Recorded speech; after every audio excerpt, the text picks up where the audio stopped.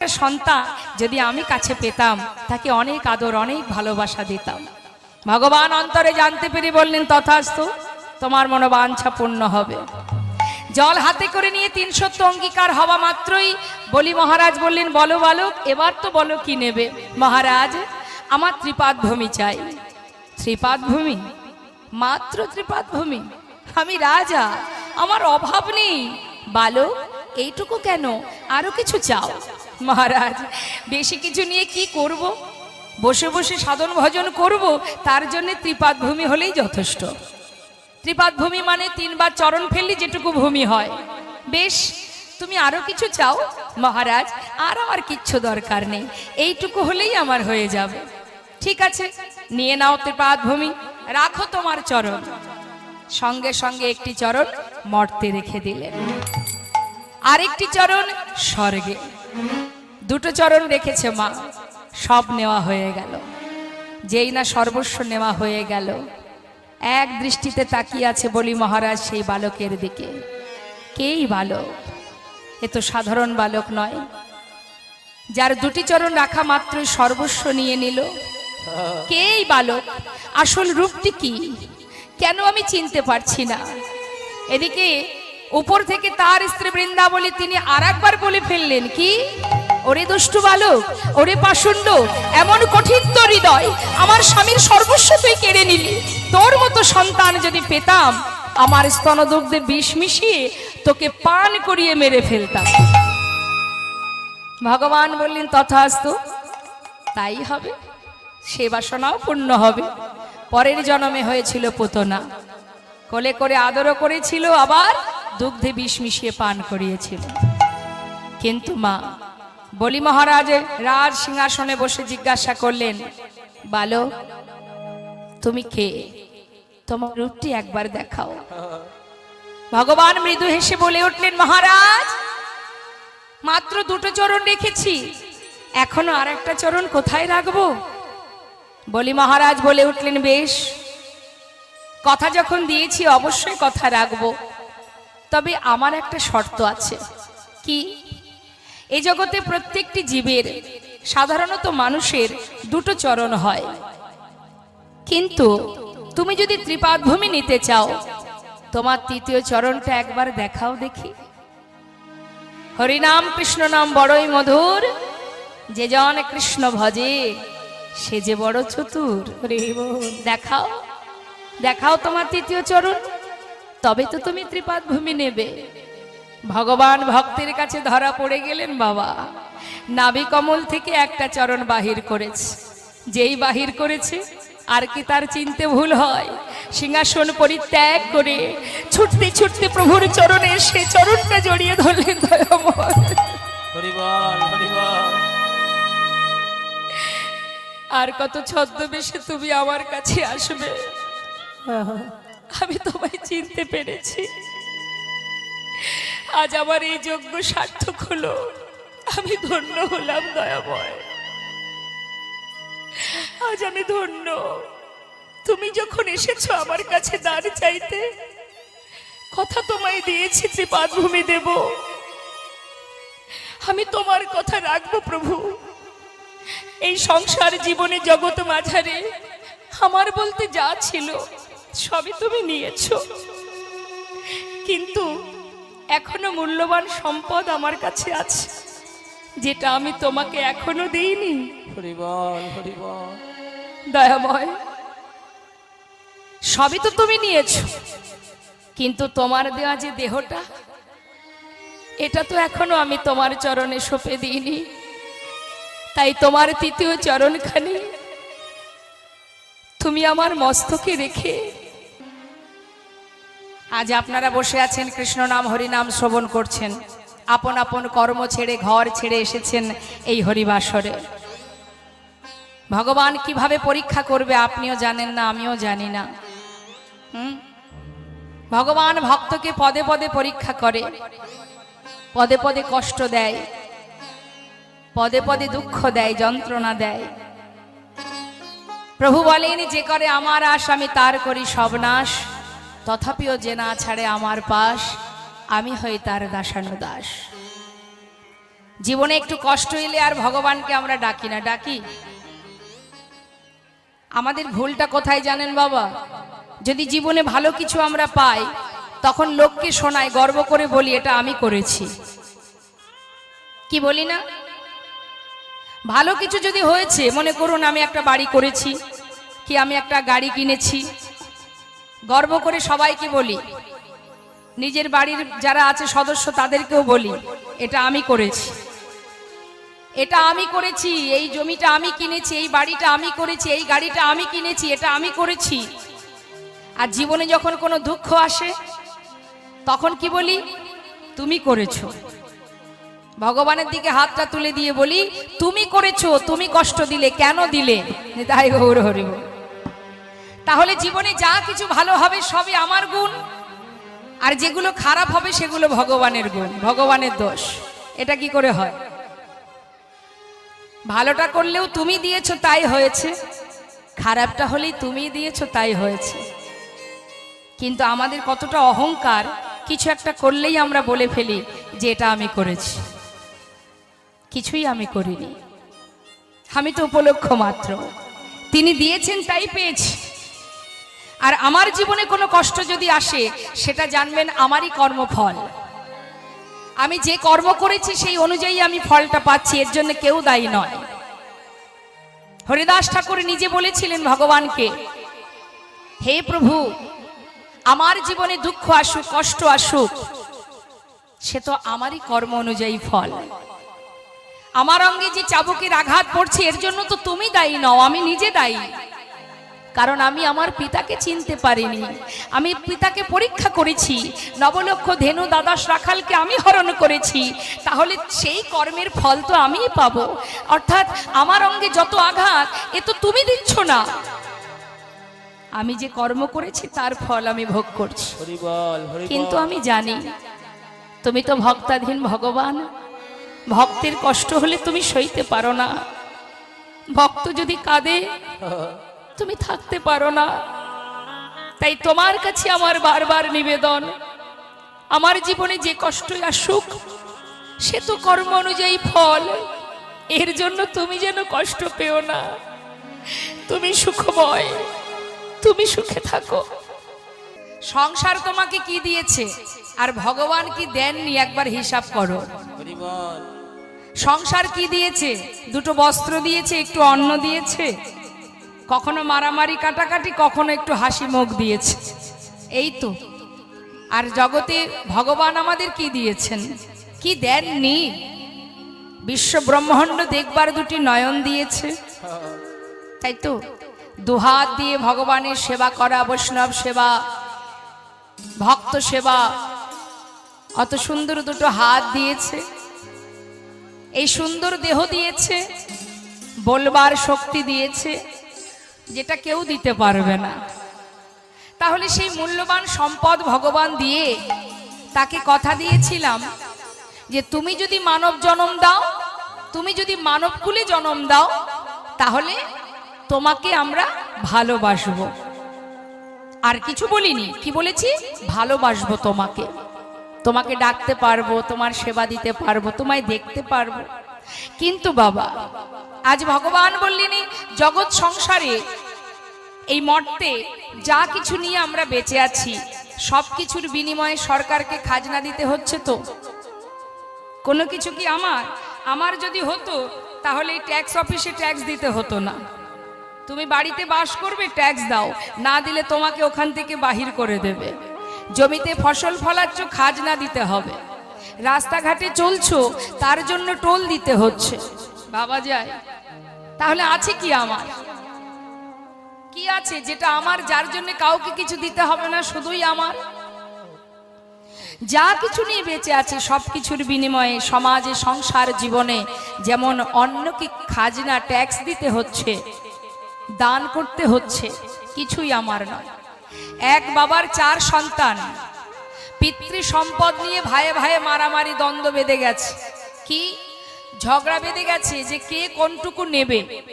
ভালো করে মন দিয়ে শুনবেন বাবা, বাবার যে সম্পত্তি আছে, বাবার যা বিষয় আছে, জমি জায়গা আছে, তাই নিয়ে ভাইয়ে ভাইয়ে মারামারি।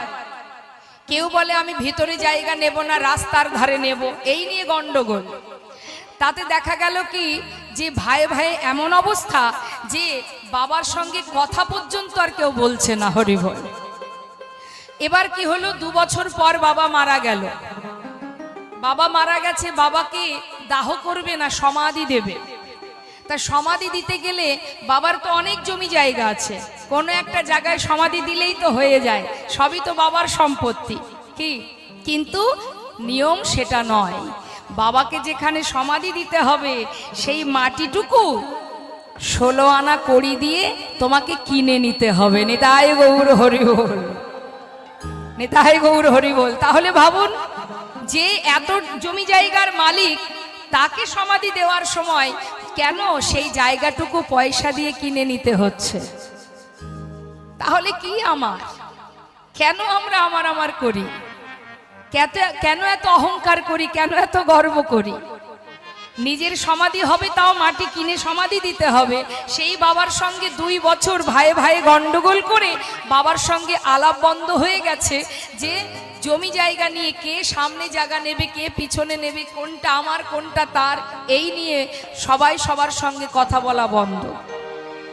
আর সেই পিতাকে সমাধি দিতে গেলে জমি কিনতে হচ্ছে বসুমাতার কাছ থেকে, যে তুমি আমাকে একটু জায়গা দাও যেখানে আমি আমার পিতাকে সমাধি দিতে পারবো। তাহলে কি আছে জগতে আমার? নিতাই গৌর হরি বল। কিছুই আমার নেই। তাহলে আমার বলতে কি আছে? এই দেহটা কি আমার? নিতাই গৌর হরি বল। দেহটা আমার। এটা যদি আমার হতো, একে এত যত্ন করি তথাপিও ধরে রাখতে পারি না। আজকে নানাবিধ রোগে আক্রান্ত হচ্ছি, দেখতে দেখতে চুল পেকে যাচ্ছে, দাঁত পড়ে যাচ্ছে, কত দামি দামি ক্রিম ব্যবহার করছি, কোনো রকমই যত গ্ল্যামারটা নষ্ট না হয়ে যায়, কিন্তু ধরে তো রাখতে পারছি না। পারছি কি? দেয়ালে যখন ঘুণ ধরে যায় মা, যতই ওপরে রং করো না কেন, দেয়াল তো খসে খসে পড়বেই। নিতাই গৌর হরি বল, হরি বল। তাহলে কি আমার? দেহটাও আমার নয়। তা তিনি যত যত লীলা করেছেন, লীলার ছলে জীবকে শিখিয়েছেন কেমন করে ভালোবাসতে হয়, কিভাবে ডাকতে হয়। যারা বুঝতে পারে তারা সব ফেলে চলে গেছে, আমরা এখনো বুঝতে পারিনি, তাই ত্রিতাপ জ্বালা ভোগ করছি। ত্রিতাপ জ্বালা মানে আধ্যাত্মিক জ্বালা, আদি দৈবিক জ্বালা, আদি ভৌতিক জ্বালা। এই ত্রিতাপ জ্বালা আমাদের সবাইকে ভোগ করতে হবে যতদিন সংসারের মধ্যে আমরা থাকব। এখান থেকে পালাবার কোনো পথ নেই মা। আধ্যাত্মিক জ্বালা কেমন? আমাদের দেহের জ্বালা। আজকে এ রোগ হচ্ছে, কাল সে রোগ, আজকে এ সমস্যা, কাল সে সমস্যা। আমাদের শারীরিক জ্বালা, যেগুলো নানাবিধ রোগ আক্রান্ত হচ্ছি, এটা একটা বড় জ্বালা। দেখবেন সারা শরীর ভালো, দাঁতের গোড়ায় যদি যন্ত্রণা হয়, দেখবেন আমাদের সমস্ত ইন্দ্রিয়গুলো যেন সেই চিন্তায় পড়ে থাকে, তাই না? এই বড় যন্ত্রণা। এখান থেকে মুক্তির কোনো রাস্তা নেই যত সময় এই নশ্বর দেহ, এই অসার দেহটা দূর না হবে। আর কি? আধ্যাত্মিক জ্বালা অন্যের কাছ থেকে পাওয়া জ্বালা। তুমি ভালো আছো, শান্তিতে আছো, তোমার ঘরে কোনো জ্বালা নেই, পাশের থেকে তোমাকে জ্বালা ভোগ করতে হবে। কারণে অকারণে অন্যের কাছ থেকে পাওয়া জ্বালা, সেটাকে বলা হয় আধ্যাত্মিক জ্বালা। তুমি সুস্থ, তুমি ভালো আছো, তোমার কোনো চিন্তা নেই, কোনো জ্বালা যন্ত্রণা নেই, কিন্তু অন্যের কাছ থেকে তোমাকে জ্বালা পেতেই হবে। কোনো দোষ না করলেও জ্বালা পেতে হবে। এটা সংসার জীবনের জ্বালা, ত্রিতাপ জ্বালার এক জ্বালা। আর আদি দৈবিক জ্বালা, প্রকৃতি থেকে যে জ্বালাগুলো আমরা পাই। এই একবার করোনা আসছে, একবার তো ঝড় আসছে, একবার বন্যা আসছে, এই যে নানাবিধ জ্বালা, যতদিন আমরা এই পৃথিবী ছেড়ে না যাব ততদিন এই জ্বালা আমাদের পেতেই হবে। তাহলে এই ত্রিতাপ জ্বালা আমাদের জীবনে আছে, সংসার জীবনে যারা আছে ভোগ করতেই হবে।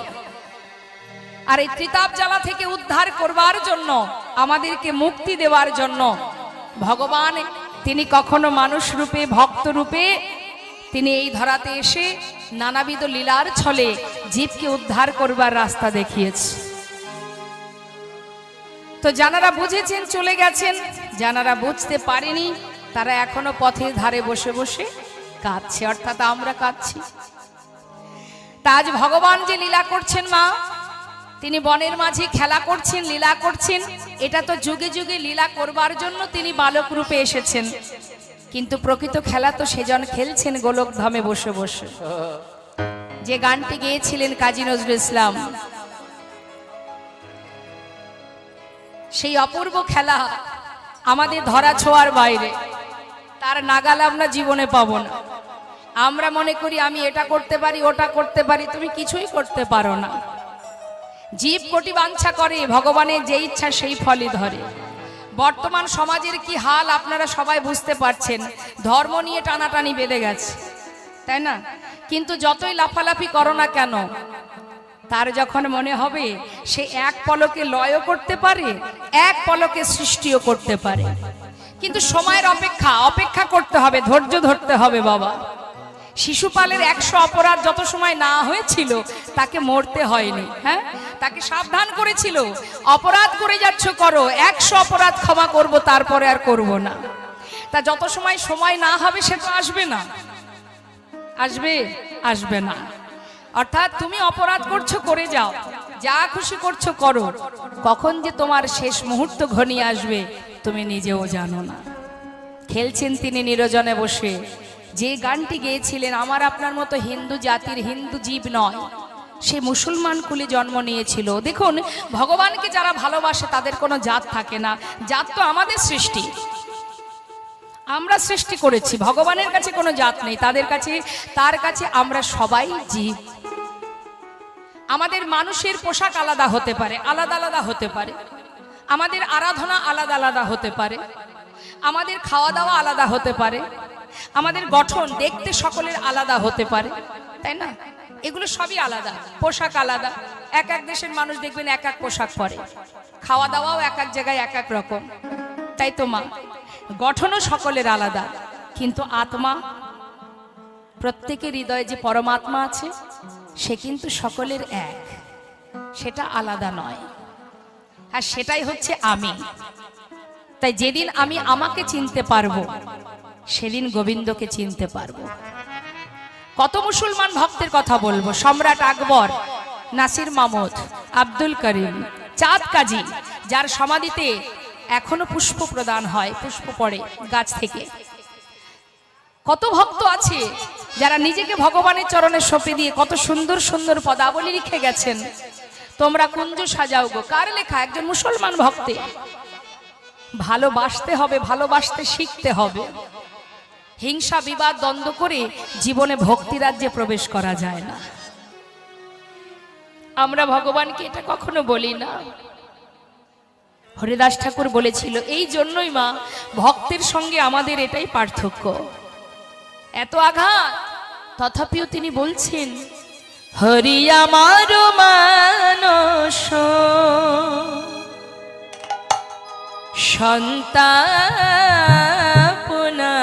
সন্তাপনাশিতে, ইথে যদি তব দুঃখ হয়, আমার মানুষ সন্তাপনাশিতে, এতে যদি তব দুঃখ হয়, হরি আমার মানস।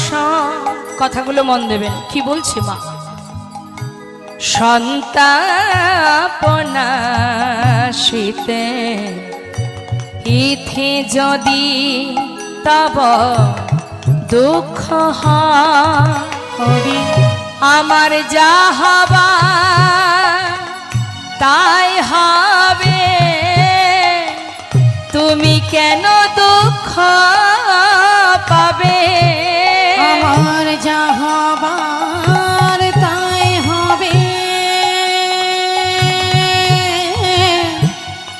তুমি কেন দুঃখ পাবে? সুখে থাকো তুমি সুখময়, আমার মানস সন্তাপ সন্তপনাশিতে ইথে যদি তব দুঃখ হয় ওরে আমার মানুষ সন্তপনা চিতে এতে যদি তব দুঃখ আমায় ফেলে একা বন্ধুহীন দেশে কোথায় রইলে হরি কোথায় রইলে বসে আমায় ফেলে একা বন্ধুহীন দেশে হরিব কোথায় রইলে হরি কোথায় রইলে বসে আমায় ফেলে একা বন্ধুহীন দেশে কোথায় রইলে হরি কোথায় রইলে বসে তোমার উদ্দেশ্যে যাব গো সেই দেশে তোমার উদ্দেশে যাব গো সেই দেশে আমি তোমার উদ্দেশ্যে যাব গো সেই দেশে দিতে আমার নব পরিচয় হরি আমার হরিবল, হরিবল, হরিবল। সন্তপনাশিতে ইথে যদি তব দুঃখ হয় ওরে আমার মানুষ সন্তপনা চিতে এতে যদি তব দুঃখ এখন মা দান কিন্তু অনেক রকমের আছে জগতে অন্নদান বস্ত্রদান রক্তদান কত দান আছে কিন্তু শাস্ত্রে বললেন দান তিনটি নাম দিলেন দানের তিনটি ভাগ আছে একটি হলো রাজসিক দান তামসিক দান সাত্ত্বিক দান রাজসিক দান কেমন মনে করুন কারোর অনেক টাকা আছে ভগবান দিয়েছে বলে আছে সে কিছু টাকা যদি ভগবানের সেবার করে দান করে সে 50 হোক 1 লাখ হোক তার ভিতরে যদি অহংকার এসে যায় যে আমি 1 লাখ টাকা ডোনেশন করেছি আমি যেই যাব আমাকে বড় চেয়ারে বসাবে নাম যশ খ্যাতি অর্জন করবার জন্য যদি কেউ দান করে থাকে এটাকে বলা হয় রাজসিক দান অর্থাৎ তুমি দিলে বটে তোমার ভিতরে দেওয়া মাত্রই যে অহংকার তৈরি হলো সেই অহংকারের কারণে তুমি তার কৃপাটুকু লাভ করতে পারবে না নিতাই গৌর হরিব ওই দানটাই করা হবে বিনিময়ে যে কৃপা সেটা তুমি আর পাবে না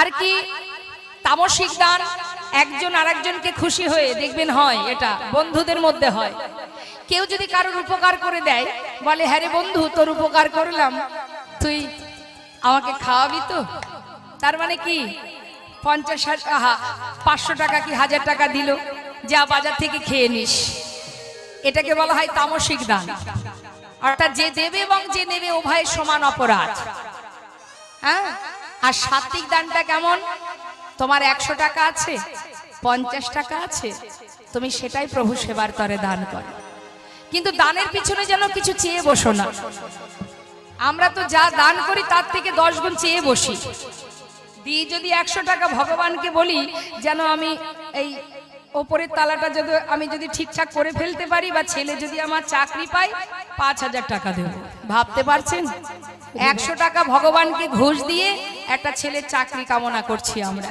তাহলে আমরা কত ভালোবাসি ভগবানকে যদি তুমি আমাকে মানে আমার ছেলে চাকরি দাও তবে 5000 পাবে না হলে আর তোমাকে দিচ্ছি না ভগবান মৃদু মৃদু হাসে হ্যাঁ আর মনে মনে ভাবে হরে জীব কত আশা তোদের সারা জীবন আশাই করে যাব মা কিন্তু আশার শেষ কখনো আমাদের হবে না তা আমরা শুধু কামনা করি অনেকে আমাকে বলে মা এই 200 টাকা দিলাম আমার ছেলেটাকে বিয়ে কিছুতেই দিতে পারছি না যদি ভালো বৌমা পাই পরের বছর অনেক কিছু দান করব এক একজনের এক এক চাওয়া থাকে মা, কোনো কিছু চেয়ে ভগবানের কাছে কিছু দেওয়ার কোনো মানে হয় না। শুধুমাত্র মাথায় রাখবেন, আপনার যতটুকু আছে তার থেকে কিঞ্চিত ভগবানের সেবায় যদি আপনি দান করেন, যেটুকু দান করবেন সেই দানের পিছনে শুধু একটাই প্রার্থনা থাকবে, হে দয়াময় তুমি যা দিয়েছো অনেক দিয়েছো, কিন্তু আমার থেকে যারা দরিদ্র, জগতে এমন কোনো ব্যক্তি আছে মা যে স্বাদের তিনতলা বাড়িতে বাস করছে, তার একটা সন্তান নেই, তাহলে একবার বিচার করুন তার থেকে আপনি ভালো আছেন? অনেক ব্যক্তি আছে যাদের মাথায় ছাদ নেই, গাছ তলাতে পড়ে আছে, দেখুন না একটু প্ল্যাটফর্মে গেলেই দেখতে পাবেন, তার থেকে আপনি সুখে আছেন। তথাপিও আমাদের চাওয়ার শেষ হয় না মা, শুধু চাইতেই থাকি ভগবানের কাছে। এটুকু বলি না তাদের থেকে তো আমি ভালো আছি, তুমি অনেক সুখে রেখেছো প্রভু, বরং আমি তোমার জন্য কি করতে পারলাম? 100 টাকা 50 টাকা ভগবানকে দিন, দিন আপনার মনে যা ইচ্ছা হয় তাই দিন, শুধু এটাই কামনা করুন, হে দয়াময় তোমাকে যতটুকু দান করেছি, যতটুকু দিয়েছি সে তো তোমারই দেওয়া, তাছাড়া আমি কোথায় পেলাম? তাই তোমার সেবার তরে দান করলাম, আমার এই দানটুকু যেন বিফল না হয়, যেন তোমার সেবায় লাগে। তাই দীনতা প্রকাশ করতে হবে মা, শুধু চেয়ে বসলেই হবে না। সুদামার জীবনে সর্বস্ব কেড়ে নিয়েছিলেন ভগবান, কিন্তু সুদামা নিঃশ্বাসে প্রশ্বাসে শুধু কৃষ্ণ নাম জপ করতেন। গোবিন্দ বলেছিলেন, সুদামা জীবনে এত কষ্ট পাচ্ছিস তুই, এত দুঃখ তোর, সন্তানদের নিয়ে গাছের তলায় ঝড় বৃষ্টির উপরে দিন কাটছে তোর, আমার কাছে কিছু চেয়ে নে বন্ধু। সুদামা শুধু একটা কথাই বলেছিল, কানাই তোর কাছে একটাই চাওয়া, তুই যেন আমায় ভুলে না যাস, যেমন ভাবে আমায় ভালোবাসিস যেন আমায় কখনো তোর সঙ্গ ছাড়া করিস না। আর আমি কিচ্ছু চাই না, ভগবানের কাছে না চাইতেই সব কিছু পাওয়া যায়। জগতে সেই মহাধনে ধনী যে জন গোবিন্দ ধনে ধনী। গাছতলাতে জীবন কাটিয়ে সেই সুদামা দ্বারকায় ভগবান কৃষ্ণের সোনার সিংহাসনে বসেছিলেন, আর আমরা স্বাদের 5 তলা বাড়িতে দিন কাটাচ্ছি, এসি ঘরে দিন কাটাচ্ছি। যেদিন সময় হবে মা, ঘাড় ধাক্কা দিয়ে ওই 5 তলা থেকে তুলসী তলায় নামিয়ে দেবে, সেদিন আমার বলতে জগতে কিছু থাকবে না। আর যিনি গাছতলাতে জীবন কাটিয়েছে সুদামা, জীবনে যার কখনো কপালে একটা চেয়ার জোটেনি, সেই সুদামা বসেছিল ভগবানের সোনার সিংহাসনে। নিতাই গৌর হরি বল।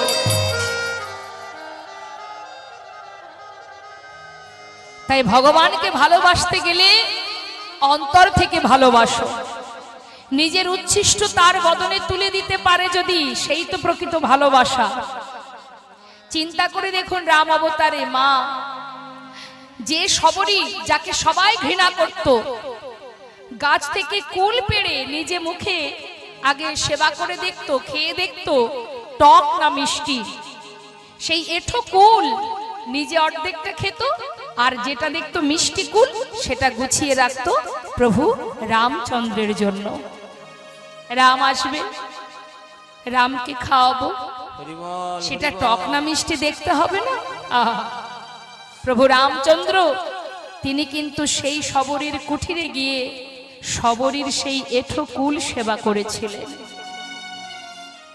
ভগবান তো কিছুই চান না, শুধু ভক্তি ভরা ভালোবাসা। অন্তর থেকে ভালোবাসতে হয় যে তুমিও আমার, তুমি তো সব, জগতে কেউ আমার নয়, কে আছে আমার? যদি ডাকতে পারো, ভালোবাসতে পারো, দুফোঁটা বাড়ি বরিশন করতে পারো, আর কিচ্ছু লাগবে না। ভগবানকে বশ করতে গেলে দুফোঁটা চোখের জল, তিনি সব সহ্য করতে পারে। ভক্ত যদি তার জন্য কাঁদে তিনি আর থাকতে পারেন না। কোন ভক্ত যদি গোবিন্দের জন্য কাঁদে, হরি বল হরি বল।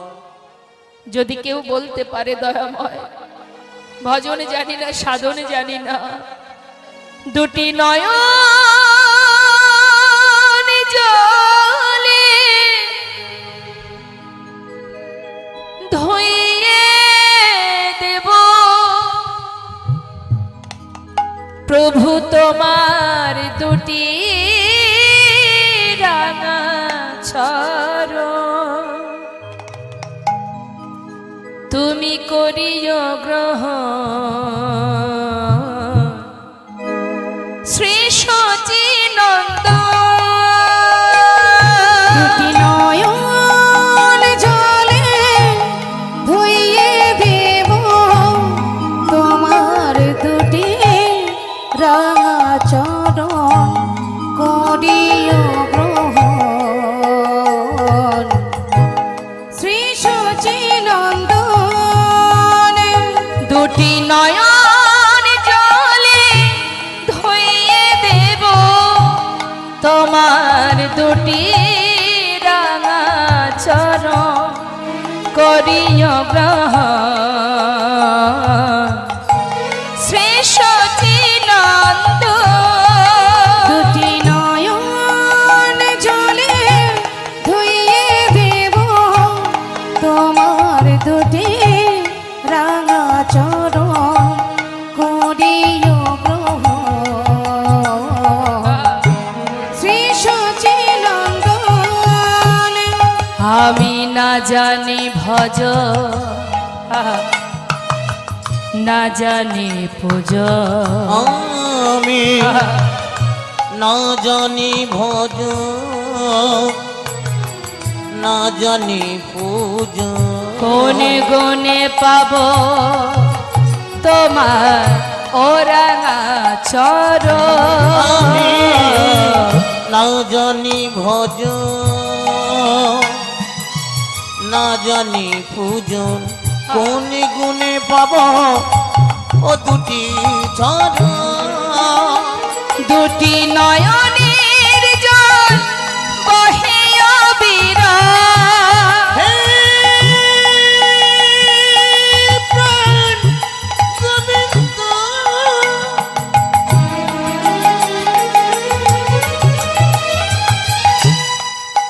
তুমি একেবারে কৃপা করো, তুমি ছাড়া আমার আর কেহ না। হে কৃপাময় করুণাময়, দুটি নয়নের জল বহে অবিরাম, আহা নয়নের জল ওগো বহে অবিরাম, মানি না বারো শ্রী সচিনন্দন। দুটি নয়ন জলে দেব তোমার দুটি রাঙা চরণ, করিও গ্রহণ শ্রী সচিনন্দন। শিশুটির নন্দ, শ্রী সচিনন্দন। অন্তর থেকে ভালোবাসো, অন্তর থেকে আস্বাদন করো, ভক্তি ভরে ভালোবাসো। তার একটা ঘটনা ছোট করে একটু বলি মা।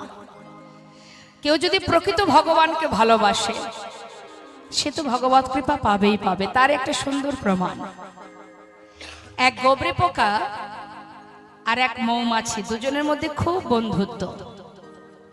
এখন দুজনের মধ্যে বলা বলি করছে, হ্যাঁ রে বন্ধু, বহুদিনের সম্পর্ক তোর সঙ্গে আমার, কিন্তু বন্ধুরে আজও কোনোদিন তোর বাড়িতে আমি যেতে পারলাম না, না তুই আমার বাড়িতে এলি। হ্যাঁ, তা একদিন তো যাওয়াই যায়। এখন গোবরে পোকা বলছে, কথাটা তো মন্দ বলিসনি বন্ধু, তা হ্যাঁ হ্যাঁ গোবরে পোকা বলছে, মা গোবরে পোকা দেখেছেন তো? দেখেছেন? কোথায় থাকে? গোবরের মধ্যে থাকে। আর মৌমাছি সে ফুলে বসে মধু পান করে, তাই না? এখন গোবরে পোকা বলছে তাহলে বন্ধু তুই আমার বাড়ি চল। মৌমাছি চিন্তা করছে গোবরে পোকার বাড়িতে গেলে তো গোবর খেতে হবে, তার থেকে ওকে আগে আমার বাড়িতে নিয়ে যাই। হ্যাঁ রে শোন, তোর বাড়িতে আমি অবশ্যই যাব, তুই এক কাজ কর, তুই আগে আমার বাড়িতে চল। গোবরে পোকা বলছে ঠিক আছে তাই হোক, চল তাহলে তোর বাড়ি যাই। ঠিক তার পরের দিন মৌমাছি আর গোবরে পোকা দুজনে এসেছে মৌমাছির বাড়িতে। এখন এসে মৌমাছির বাড়ি কোথায়? একটা সুন্দর সরোবর যেখানে অনেক ফুল ফুটে আছে, সরোবরে নিয়ে গিয়ে বলছে বন্ধু এই হচ্ছে আমার বাড়ি, দেখতে পাচ্ছিস? দেখেছিস কত ফুল ফুটে আছে? হ্যাঁ শোন, আমার বাড়িতে এসেছিস, কিছু তো সেবা করতে হবে, তা আমি আর কি দেব বল? আমার কাজ হলো মধু পান করা, তুই এক ফুলে বস, ফুলে বসে তুই মধু পান কর। নিতাই গৌর হরি বল। এখন মৌমাছি এক ফুলে বসেছে মা, গোবরে পোকা কিন্তু আর এক ফুলে বসে মধু পান করছে। কিছুক্ষণ পর মৌমাছি জিজ্ঞাসা করছে বন্ধু, এই বন্ধু, বলি মধু পান করছো তো? ভালো লাগছে?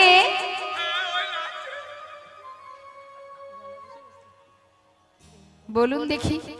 এমন ভাবে বলছে যেন মনে হচ্ছে ভালো লাগছে না। আচ্ছা মধু কারোর ভালো লাগে না এমন হয় নাকি? হ্যাঁ রে বন্ধু, ভালো লাগছে না?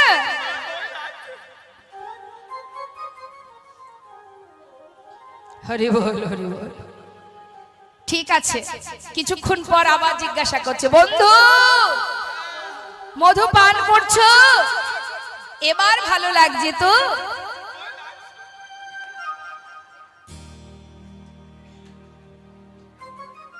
কেমন লাগছে?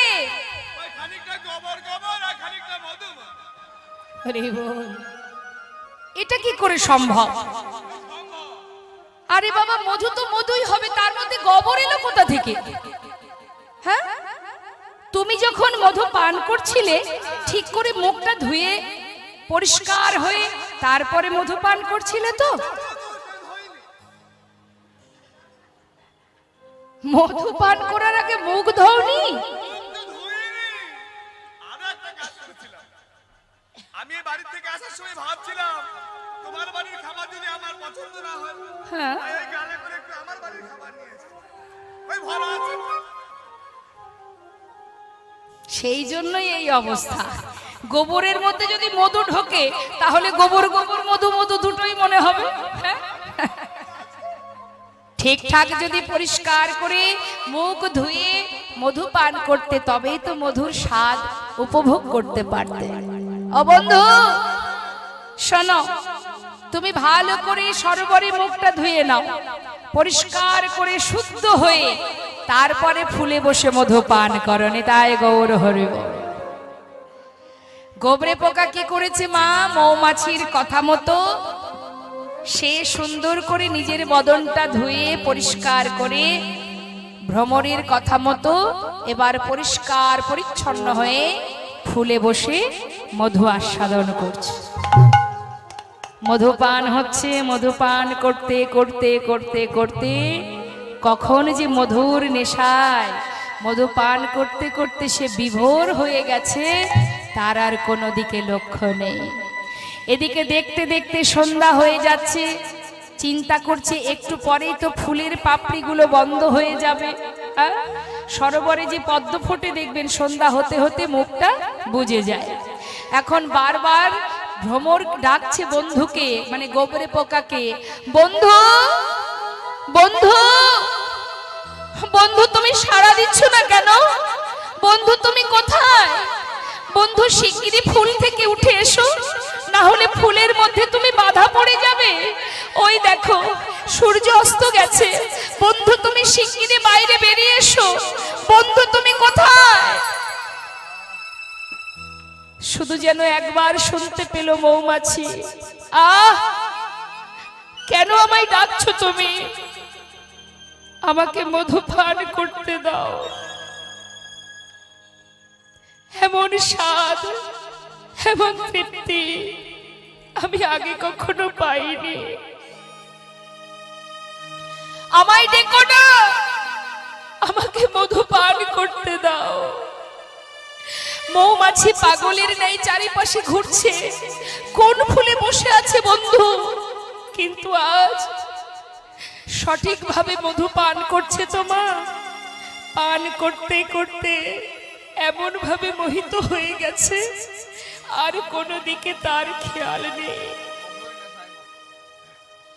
ফুলের মধ্যে বসে আছে, মধু পান করতে করতে মধুর মধ্যে বশীভূত হয়ে গেছে। আর এদিকে দেখতে দেখতে সন্ধ্যা হয়ে গেল, ফুলের সমস্ত পাপড়ি বন্ধ হয়ে গেল। মৌমাছি সারা রাত বন্ধুর অপেক্ষায় সরোবরের পাড়ে একটি বৃক্ষে ডালে বসে অপেক্ষায় আছে, কোথায় বন্ধু, বন্ধু কোথায়। প্রকৃতভাবে যদি কেউ ভালোবাসে, প্রকৃতভাবে যদি কেউ ভগবানকে ডাকে আস্বাদন করতে পারে, সেই তো প্রকৃত ভজন মা। আজ মধু পান করছে প্রকৃতভাবে শুদ্ধ হয়ে। পান করতে করতে যখন মধুর স্বাদ পেয়েছে, আর কিচ্ছু তার খেয়াল নেই। দেখতে দেখতে ভোর হলো। এক বৈষ্ণব সে এসেছে সরোবরে ফুল তুলতে, কেন? ভগবানের সেবায় লাগবে বলে। মৌমাছি গাছের ডাল থেকে লক্ষ্য করছে সেই বৈষ্ণব সরোবর থেকে ফুলগুলো তুলে সে ঘরে নিয়ে গেল। মৌমাছি সেই বৈষ্ণবের পাছু পাছু যাচ্ছে। দেখলো কি, সেই গোবরে পোকা ফুলের মধ্যে মা সেই ফুলগুলো নিয়ে গিয়ে গোবিন্দ সেবায়, গোবিন্দ চরণে নিবেদিত হলো। যেই না গোবিন্দ চরণে নিবেদিত হলো, মন্দিরের বাইরে একটি গাছের ডালে বসে এক দৃষ্টিতে তাকিয়ে আছে, ফুলগুলোর দিকে তাকিয়ে মৌমাছি কাঁদছে আর বলছে, বন্ধু রে বল, কেউ যদি শুদ্ধভাবে সঠিকভাবে ভগবানকে ভালোবাসতে পারে, তার যে গোবিন্দ কৃপা হয়। আজ কত সৌভাগ্য আমার বন্ধুর। আজ সে মধু পান করতে করতে বৈষ্ণবের কৃপা পেল, ভগবানের চরণ পাদপদ্ম লাভ করতে পারল। যে সরোবরে প্রতিটা মুহূর্ত আমি মধু পান করি, আজও আমি পারলাম না গোবিন্দ চরণে পৌঁছাতে। আর এক গোবরে পোকা মধু পান করতে করতে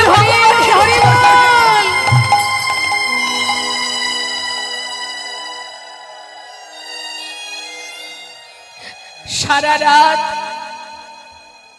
গাছের ডালে অপেক্ষায় রইল মৌমাছি। ভোর হতে না হতেই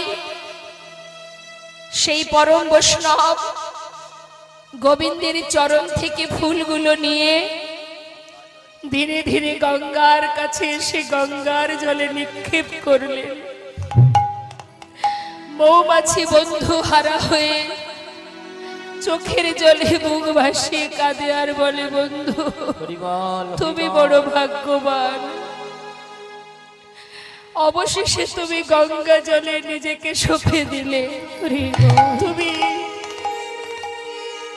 তুমি প্রভুর কৃপা লাভ করলে, কিন্তু আমি পেলাম না।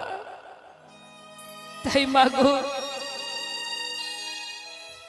যদি সঠিকভাবে কেউ ভালোবাসে, তার জন্য বিদ্যা, বুদ্ধি, অর্থ, শিক্ষা, ঐশ্বর্য কিছুই লাগে না। ভগবান বললেন, কেউ যদি অন্তর থেকে, মন থেকে আমায় ভালোবাসে, তার কাছে যদি কিছু না থাকে, একটি তুলসী পাতা দিয়েও যদি আমায় ভালোবাসে, আমি তার ডাকে, তার সুখে দুঃখে আমি তার কাছে থাকি। ভক্ত বৈষ্ণব দেবর্ষি বললেন, প্রভু যদি তুলসী পাতা না থাকে, একটি ফুল দিয়েও যদি ডাকে, দয়াময়, হরি বল হরি বল। যদি ফুল না থাকে বললেন কোনো দুঃখ নেই, কেউ যদি ভালোবেসে একটু গঙ্গার জল দিয়েও ডাকে আমি সাড়া দেব। দয়াময়, যদি সেই গঙ্গার জলও না থাকে, প্রভু বললেন বেশ, দরকার নেই, আমি তো আমার সন্তানকে দুটি করে নয়নে দিয়েছি, প্রত্যেকের দুটি করে নয়নে দিয়েছি, তাতে একটাই দিয়েছি গঙ্গা, একটাই দিয়েছি যমুনা। আমার ভক্তরা যদি ভালোবেসে আমাকে মাত্র দুফোঁটা বাড়ি বরিশন করে আমার জন্য কাঁদে, যদি একবার আমাকে ডাকে, আমি যুগে যুগে সেই ভক্তের দাস হয়ে পড়ে থাকি। নিতাই গৌর হরি হরি বল হরি বল। তাই জেনে রাখবেন মা, একটা তুলসী বৃক্ষ যদি নোংরা জায়গাতেও জন্ম নেয়, সেই বৃক্ষের পত্র দিয়ে ভগবানের সেবা হয়। তাই তুমি যেমন থাকো, যেখানে থাকো, যেভাবে থাকো, কোনো দুঃখ নেই। যদি তুমি ডাকার মতো ডাকতে পারো, যদি তাকে অন্তর থেকে ভালোবাসতে পারো, যদি বলতে পারো প্রভু, প্রভু তোমার চরণে ছাড়া আর কিছু নাহি কামনি, প্রভু তোমার চরণে ছাড়া আর কিছু নাহি কামনি। আমি যত দূরে চলে যাই, হে দয়াময়, আমি ভুল করতে পারি, আমি ভুল পথে যেতেও পারি, তুমি আমায় কৃপা করে সঠিক পথে নিয়ে যেও। আমি যত দূরে চলে যাই, তুমি নিজ হাতে কাছে টেনে নিও। প্রভু আর কিছু নাহি কামনি। তুমি আমারে তোমার করে নিও,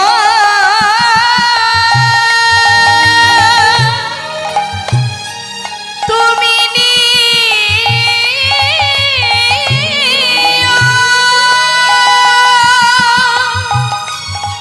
তুমি নিও গো প্রভু, আমারে তোমার করে নিও, তুমি নিও, নিও গো প্রভু, আমার বলিতে কিছু আমার বলিতে কিছু। কত সুন্দর কথা মা। আমি অনেক কিছু চাইবো তোমার কাছে, কারণ আমি মানুষ, আমি মায়ার জীব, কত কি চাইবো তোমার কাছে, কিন্তু তোমার কাছে একটি নিবেদন, তুমি যেন আমায় কিছু দিও না। আমার বলিতে কিছু আমারে বলিতে কিছু নাহি থাকে যেন মরে শ্রেয়। নিতাই গৌর হরি বল হরি বল। আর কিছু নাহি কামনি, প্রভু তোমার চরণ ছাড়া আর কিছু নাহি কামনি। ও প্রভু তোমার চরণ ছাড়া আর কিছু নাহি কামনে। তাই শাস্ত্রে বললেন দান করবে, দানের পিছনে যেন কোনো উদ্দেশ্য না থাকে, মুক্ত হস্তে প্রাণ ভরে ভগবত সেবায় দান করো। তুমি যেমন কর্ম করবে কর্ম অনুযায়ী তুমি ফল পাবে। হরি বল, হরি বল। আমরা মনে করি আমরা খালি হাতে এসেছি, খালি হাতে যাব। ভালো করে জেনে রাখুন, কেউ আমরা খালি হাতে আসিনি, কেউ আমরা খালি হাতে যাব না। আমি যে কর্মগুলো করলাম মা, সেই কর্মের যে ফল, সেই ফলের বোঝাটা তোমাকে কাঁধে করে নিয়ে যেতে হবে। সুকর্ম করলে সুফল পাবে, কুকর্ম করলে কুফল পাবে। ফলের বোঝা নিয়ে যেতে হবে কাঁধে করে। শাস্ত্রে বললেন আজুরি গৌরঙ্গীর মনে কি ভাব উঠিল, নদিয়ার চাঁদ গৌর সুন্দর, তার আজ না জানি কোন ভাবের উদয়। তিনি কি করছেন, নদিয়ার পথে দাঁড়িয়ে দুটি বাহু প্রসার করে সমস্ত জীবের দিকে দুবাহু প্রসার করে বলছে, জীব আমাকে দান দাও, হে জীব আমাকে দান দাও। কিসের দান? ভগবান দান চাইছেন আমাদের কাছে। কি এমন দিয়েছেন তিনি যার কারণে তাকে দান দিতে হবে? কিছু দিলে তো কিছু চাওয়া যায়, তো দিয়েছেন কি সেটা আগে জানতে হবে। শাস্ত্রে বললেন কি দেয়নি সেটা একবার ভাবো। বিশ্ব ব্রহ্মাণ্ডকে দেখবার জন্য দুটো নয়ন দিয়েছে। তাহলে জগতে বৈষ্ণব মহাজন বললেন আমার আমার করে বুঝিতে না পারো, আমাতে কি আছে রতন। শুধুমাত্র যদি কোনো জীব, ভগবান বললেন যদি তুমি নিজেকে দান করে দিতে পারো ভগবানের চরণে, নিজেকে দান করো, আর কিচ্ছু চাই না। কি দেবে তাকে? সেই তো মালিক, তাকে আর দেব কি আমরা? তোমার চরণে শুধু আমাকে সঁপে দাও, আমি তোমার হতে চাই দয়াময়, আর কিছু নয়। যদি নিজেকে দান করা যায় ভগবানের চরণে আত্মসমর্পণ করো। ভগবান কি বলছেন, হে জীব শুধু আমাকে দান দাও। কোন দান? আমার দেয়া যে দেহ সম্পদ তুমি পেয়েছো, সেই দেহটা আমাকে দান করে দাও। হরি বল। দানে দেহ, দানে দেহ বলে গোরা ঘন ডাকে, দান দেহ, দান দেহ বলে গোরা ঘন ডাকে। ওরে দানে দেহ, দানে দেহ বলে আমার গোরা ঘন ডাকে। ওই না দান দেহ, দান দেহ বলে আমার গোরা ঘন ডাকে। আহা নদিয়া নাগরী সব, নদিয়া নগরী সব, আহা নদিয়া নাগরী সব, তারা পড়িল পাকে রে, পড়িল পাকে। ওই নদিয়া নগরী সব পড়িল বিপাকে, পড়িল বিপাকে। কি বলছি? দাঁড়ালো দাঁড়ালো, দাঁড়ালো দাঁড়ালো, বিপাকে পড়িল, বিপাকে পড়িল। নদিয়া নাগরী তারা বিপাকে পড়িল। নদিয়া নাগরী তারা বিপাকে পড়িল। কিসের দান চাহে গোরা বিপাকে পড়িল, কিসের দান চাহে গোরা বিপাকে পড়িল। আহা নদিয়া নাগরী সব পড়িল বিপাকে, তারা পড়িল বিপাকে। নদিয়া নাগরী বিপাকে পড়েছে। কি দান চাইছেন ভগবান? কিসের দান চাইছেন? অঙ্গ থেকে গহনা খুলে দিচ্ছে। ভগবান বললেন আমি এ দান চাই না। তাহলে কিছু তন্ডুল নেবে, মানে চাল? না। তাহলে কিছু কড়ি নেবে? না, এ দান আমি চাই না। সোনা দানা দিলাম কত, ও ঠাকুর তুমি কিছুই নিলে না, না সোনা দানা দিলাম কত, কিছুই নিলে না না সোনা দানা সোনা দানা দিলাম কত কিছুই নিলে না। ওই সোনার দানা দিলাম কত, কিছু নিলে না। বলো কিসের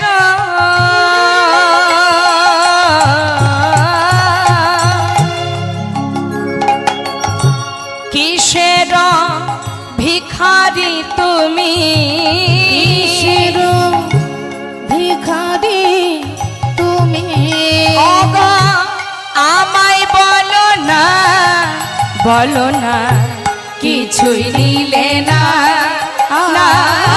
সোনার দানা দিলাম কত, কিছু নিলে না। সোনা দানা দিলাম কত কিছুই নিলে না। কত কি দিলাম? সোনা দিলাম, দানা দিলাম, কড়ি দিলাম, কিছুই নিলে না। কিসের ভিখারি তুমি আমায় বলো না। গৌরহরি বললেন দেহদান দেহদান দেহদান, নিজেকে দান করো আর কিচ্ছু নয়। তোমার চরণে তলে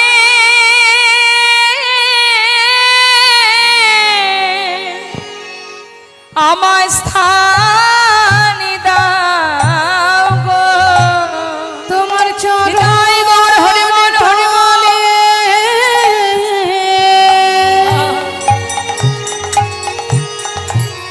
আমার স্থান দাও গো। তোমার চরণে তলে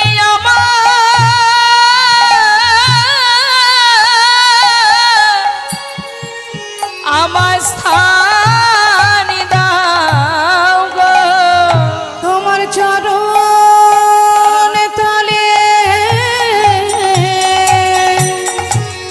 স্থান দাও গো। আমি আর কিছু ওগো চাই না দয়া,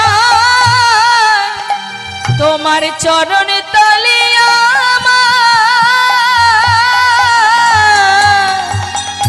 আমার স্থান দাও গো। আমি আর তো কিছু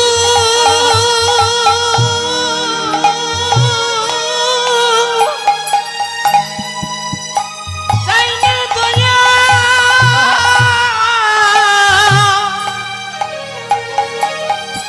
তোমার চরণ তলে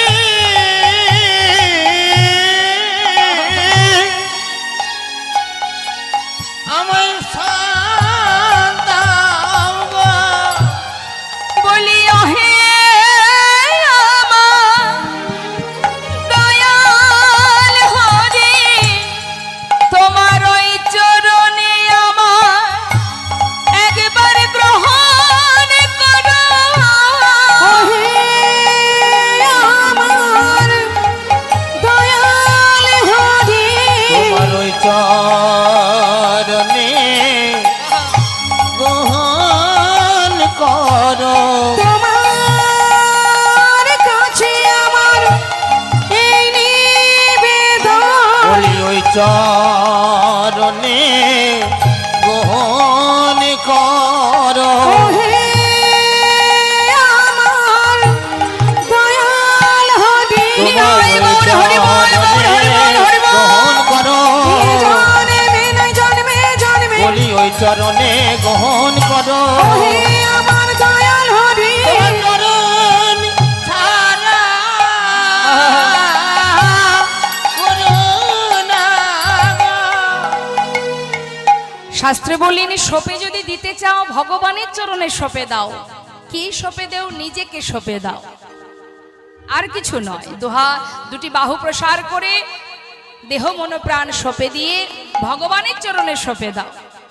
যেখানে সপে দিলে, যেখানে চিরতরে সপে দিলে আর তোমার কোনো ভয় নেই, আর কোনো চিন্তা নেই, আর কোনো ভাবনা নেই। হ্যাঁ, তাই মহাজন বললেন দান করতে গেলে নিজেকে দান করো, ভগবানের চরণে দান করো।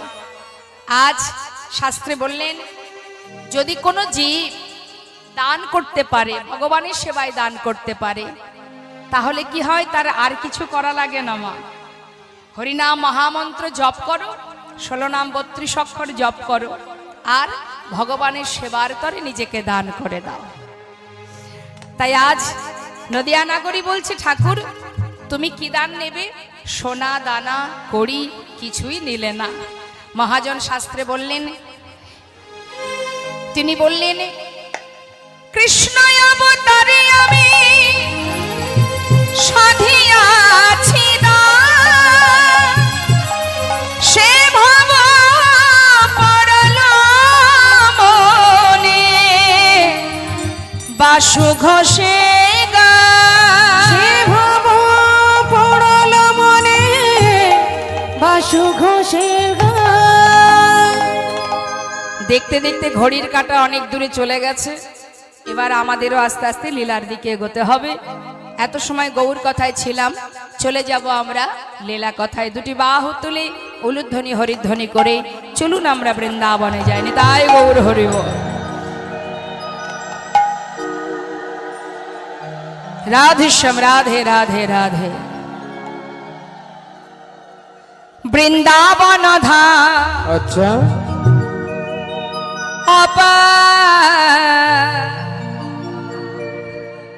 এত নয় অল্প। হরে কৃষ্ণ। বৃন্দাবনের ভজন শুনতে গেলে হাতে তালি দিতে হবে, হাত গুটিয়ে বসে থাকলে হবে না। আবার 1 বছর অপেক্ষা করব আজকে এই সুন্দর হরিবাসরটার জন্য, তাই না? তাহলে আনন্দের মুহূর্তটুকু আনন্দই করতে হবে, তাই তো মা? দুবাহু তুলে হাত দেখুন, সেটাই হাত যে হাত দিয়ে ভগবানের সেবা হয়, জীবের কল্যাণ হয়, সমাজের কল্যাণ হয়, বৈষ্ণব সেবা হয়, সেটা হচ্ছে হাত। সেই হাত হাত নয় যে হাত দিয়ে মাতা পিতাকে আঘাত করা হয়, মা বাবাকে ঘর থেকে পথে নামিয়ে দেওয়া হয়, চুরি করা হয়, ডাকাতি করা হয়, সেটা কিন্তু হাত নয়। ভগবানের সেবার তরে, বৈষ্ণব সেবা, সমাজের কল্যাণের তরে যদি সকলের হাত থেকে থাকে, একবার প্রাণ ভরে দুবাহু তুলুন। নিতাই গৌর হরি বল। হাতে তালি দিয়ে সবাই মিলে আমরা গাইব, বৃন্দাবন ধাম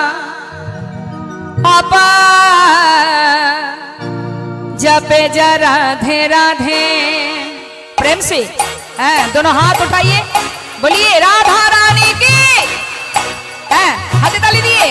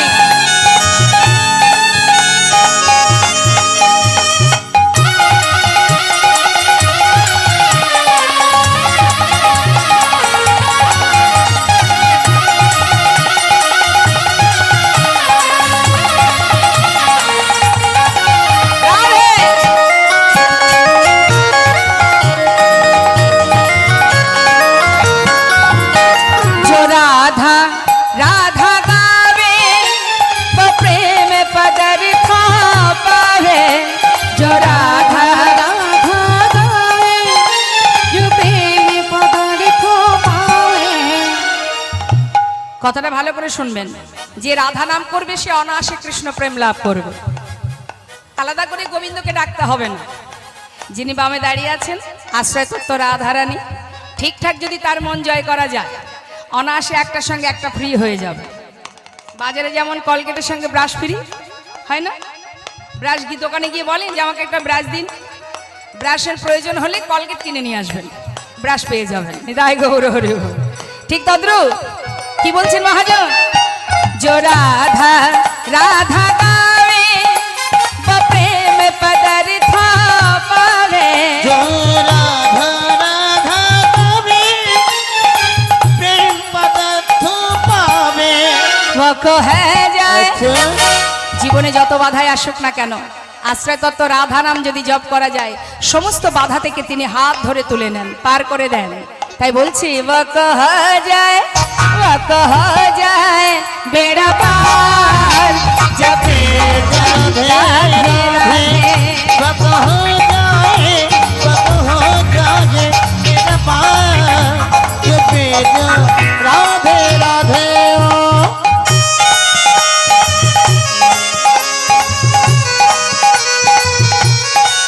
राधे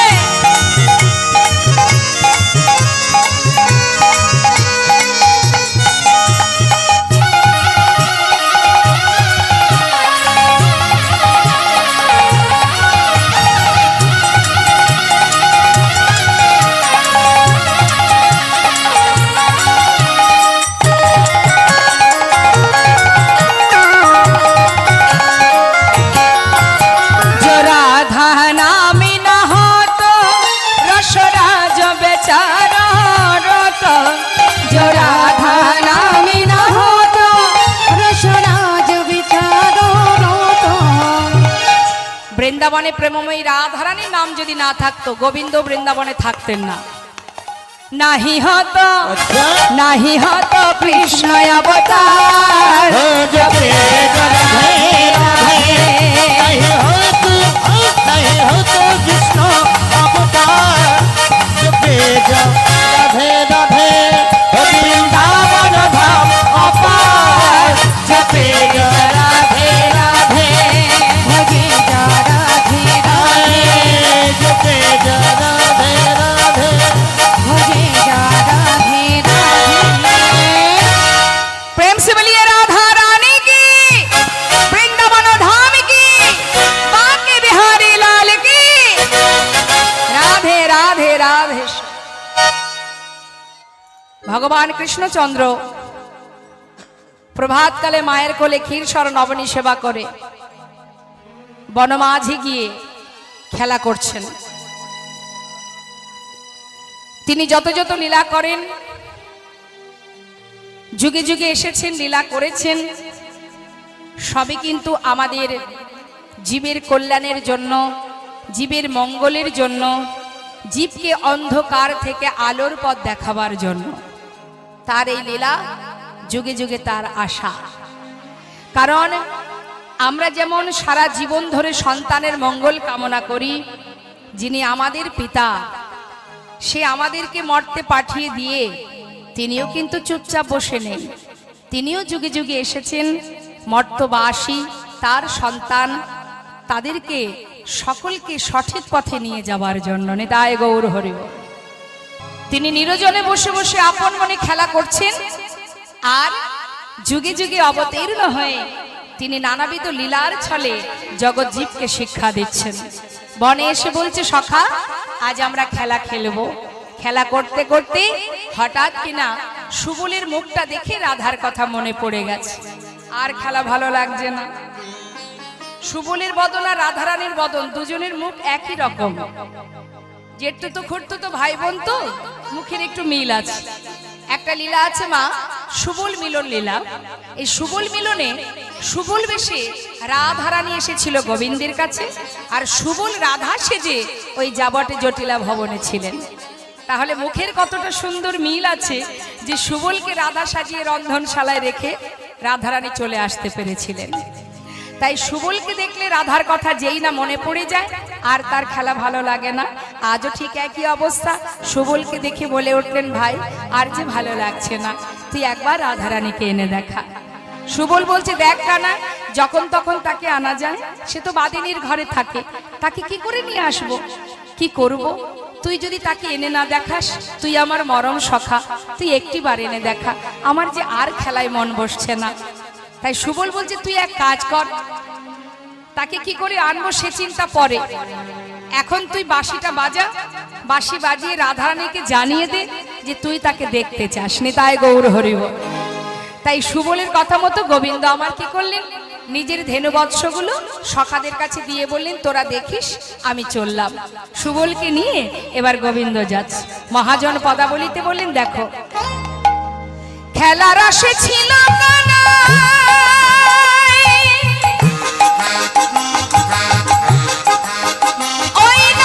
সুবলের সনে, হেন কালে রাধা বল আজ পড়ে গেল মনে। ওই না খেল রসে ছিল কান,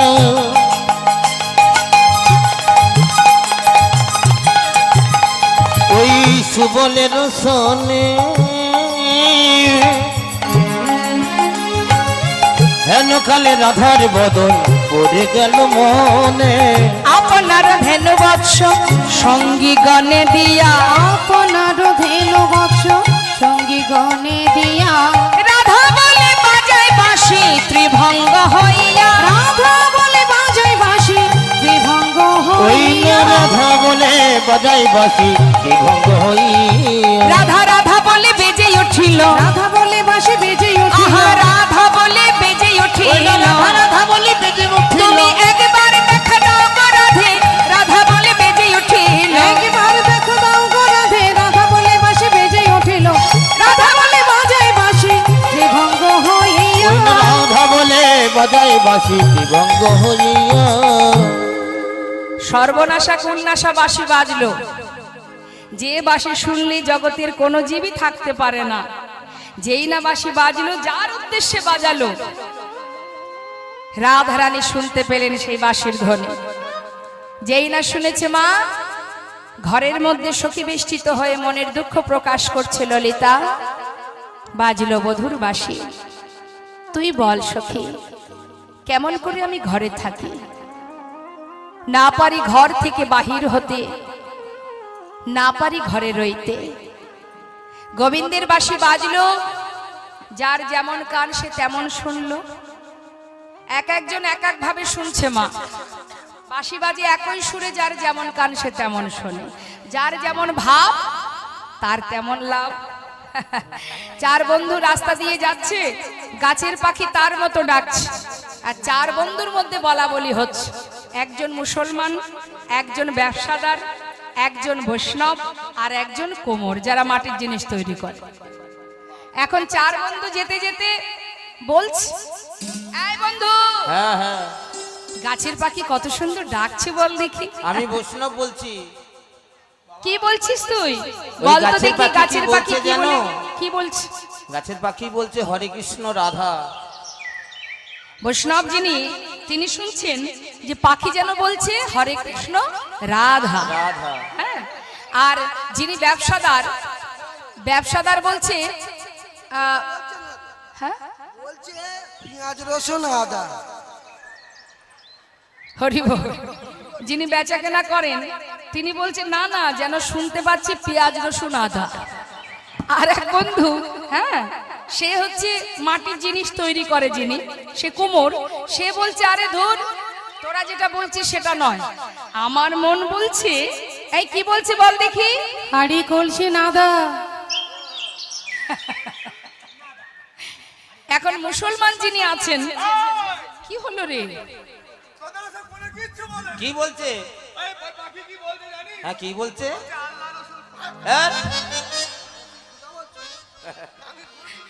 তার মানে কি মা, পাখি ডাকছে তার মতো, তার ভাষায় সে ডাকছে, যার যেমন কান সে তেমন শুনছে, যার যেমন ভাবনা তার তো তেমনই লাভ। হ্যাঁ, এক একজন এক এক রকম শুনছে। তা গোবিন্দের বাঁশি বাজছে একই সুরে, যার যেমন কান সে তেমন শুনছে। কে কি শুনছে শুনুন। গোবিন্দ বাঁশি বাজাচ্ছেন বনে, আর এদিকে কে কি শুনছে। মহাজন বললেন, মাতা যশোমতী শোনে ননীদে মাননী, ননীদে মাননী, আর নন্দয়োপানন্দ শোনে এই তো বাধায়ানি, এই তো বাধানি। সখাগণ শোনে বাঁশি চলে গোঠে যায়, আমার রাধা রানী শোনে বাঁশি একবার ঘাটে সরা। আমাদের হরি বল হরি। শুনে বাসি একবার ঘাটে সুরা। শ্রীমতী রাধারানী সখীদের বলিছেন, সখীরে ওই দেখ বধুর বাঁশি বাজে, এখন আমি কি করব বল, কি করার আছে আমার। শ্রীমতী রাধারানী দুঃখ করছে, আর গোবিন্দ আমার কি করলেন, সুবল সখাকে সাথে করে নিয়ে এক পা দুপা করে যাচ্ছে। সুবল বলছে, এক কাজ কর, আমাদের যে মা আছেন লীলার সহায়কারিণী পৌর্ণমাসী মা যোগমায়া। যোগমায়া কে মা জেনে রাখুন, যিনি কংসের হাত থেকে উঠে গিয়ে বলেছিলেন তোমারে বধিবে যে গোকুলে বাড়িছে সে, ইনি হলেন গোবিন্দের অন্তরঙ্গ শক্তি, ইনি হলেন যোগমায়া যোগেশ্বরী। ভগবান আসার আগেই তিনি এসেছেন। আর আমরা যে দুর্গা মায়ের পূজা করি তিনি হচ্ছেন মহামায়া, আর ইনি হলেন যোগমায়া, যিনি যোগাযোগ করান, যিনি মিলন করান, তিনি হলেন যোগমায়া, যিনি অন্তরঙ্গ শক্তি। আর মহামায়া হচ্ছেন বহিরঙ্গ শক্তি গোবিন্দের। তা সেই যোগমায়া আজ মাকে স্মরণ করলেন। যেই না মাকে স্মরণ করেছে ভগবান কৃষ্ণচন্দ্র, মা যোগমায়া গোবিন্দের নিকটে এসে উপস্থিত। মা যোগমায়া যোগেশ্বরী তিনি এসে বললেন, হে প্রভু, তুমি কেন স্মরণ করেছো আমি জানি, তুমি গোবিন্দ রাধানীকে দেখতে চাও, কিন্তু তাকে যে তুমি দেখবে কিভাবে দেখবে, একটা তো ছলনা করতেই হবে, ছলনা ছাড়া তাকে আনা কি সম্ভব? ঠিক আছে, কি ছলনা করতে হবে না, তুমি পথের ধারে দানি সেজে দাঁড়াও, নিতাই গৌর হরি বল। তুমি দানি সেজে দাঁড়াবে, আর আমি রাধারানীকে জটিলা ভবন থেকে বাহির করে নিয়ে আসব। ঠিক আছে, এখন গোবিন্দ দানি সেজে দাঁড়ালেন, যিনি দান গ্রহণ করেন তিনি দানি। তাই আজ দান, সাত্বিক দান, শ্রেষ্ঠ দান, ভগবত সেবার তরে দান, গোবিন্দ সেবার তরে দান, বৈষ্ণব সেবার তরে দান। আজ ভগবান দানি সেজে দাঁড়িয়ে আছেন, আর মা যোগমায়া তিনি যোগাযোগ ঘটাবেন বলে বৃদ্ধ বড়িমায়ের রূপ ধারণ করে যাচ্ছেন যাবটে, নিতাই গৌর হরি বল। শ্রীমতী রাধারানীর শ্বশুর বাড়ি কোথায়? যাবটে। তো যাচ্ছে, কিন্তু ছলনা তো একটা করতে হবে। কি ছলনা? ঘোমটা টেনে ডাকতে ডাকতে যাচ্ছে, কি বলছে, তোরা কেউ বিকে যাবি লো। বিকে যাবি মানে বিকিকিনি করতে যাবি, কাদের বলছে? ও পাড়ার গোয়ালিনীরা, তোরা কেউ বিকে যাবি গো, ও পাড়ার গোয়ালিনীরা, তোরা কেউ বিকে যাবি লো, ও পাড়ার গোয়ালিনীরা, তোরা কেউ বিকে যাবি গো, ও পাড়ার গোয়ালিনীরা। ওই দুধ দুগ্ধ ঘিত ঘোলে, ওই না দুধ দুগ্ধ ঘিত ঘোলে, দুধ দুগ্ধ ঘিত ঘোলে, একবার সাজাবো পথরে তোরা, বিকে যাবি লো, ও পাড়ার গোয়ালিনীরা, তোরা কেউ বিকে যাবি গো, ও পাড়ার গোয়ালিনীরা। হরি বল। ডাকতে ডাকতে যাচ্ছে কাকে? উদ্দেশ্য যেখানে জটিলা ভবনে, নিতাই গৌর হরি বল হরি।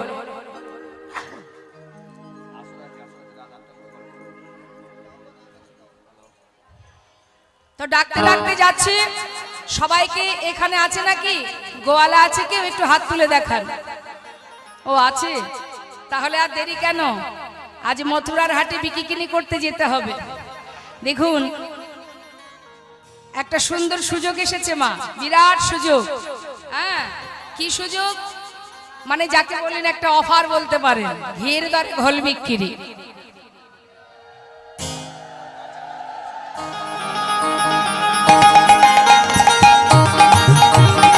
নিতাই গৌর হরি বল হরি বল।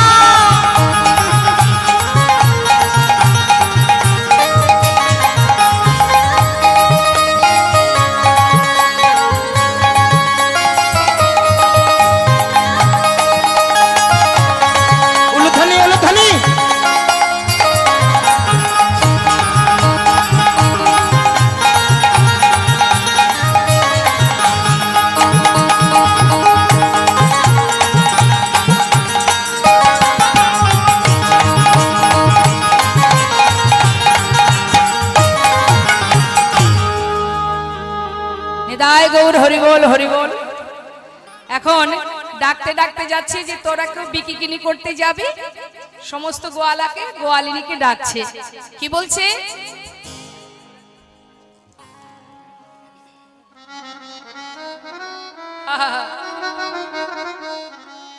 তোরা কেউ বিকে যাবি ল, অপাড়ার গোয়ালিনীরা তোরা কেউ বিকে যাবিল ও পাড়ার গোয়ালিনীরা। তোরা কেউ বিকে যাবিল ও পাড়ার গোয়ালিনীরা। নদী দুগ্ধ ঘৃত ঘোলে, নদী দুগ্ধ ঘৃত ঘোলে, সাজাগো বসরা তোরা বিকে যাবিল। ও পাড়ার গোয়ালিনীরা। তোরা কেউ বিকে যাবিল ও পাড়ার গোয়ালিনীরা। চিন্তা করছি পথের মাঝে বেশি দেরি করে লাভ নেই, যেখানে আমার দরকার তাড়াতাড়ি সেখানে গেলেই ভালো হয়। জটিলা ভবনে এসে ডাকছে, জটিলে, বলি ও কুটিলে, কি হলো? তোরা কেউ বাড়িতে আছিস? ঘরের মধ্যে বসে আছে দুইজন মায়ে ধিয়ে। হঠাৎ নাম ধরে ডেকেছে বলে একটু সম্মানে লেগেছে মা। কুটিলার একটু সম্মানে লেগেছে, এত বড় সাহস নাম ধরে ডাকে। আচ্ছা এখানে মায়েদের কাছে জিজ্ঞাসা করি, কুটিলা কি শুধু বৃন্দাবনে আছে?